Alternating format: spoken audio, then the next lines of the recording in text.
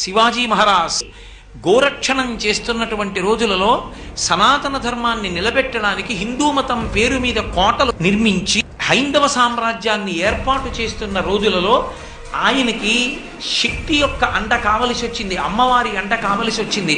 శ్రీశైల క్షేత్రానికి వెళ్ళి ఆ రోజులలో మీరు శివాజీ మహారాజు యొక్క చరిత్ర జరిగితే తెలుస్తుంది. హడిలిపోయారు మంత్రులు, సేనానులు. ఇదేమిటి ఇంత ప్రౌఢమైన వయస్సులో ఇంత యుద్ధ సమయంలో అకస్మాత్తుగా వెళ్ళి ధ్యానంలో కూర్చుంటున్నాడు, అసలు బయటికి రావట్లేదని. భ్రమరాంబ అమ్మవారిని ధ్యానం చేస్తూ కూర్చున్నాడు శివాజీ మహారాజ్.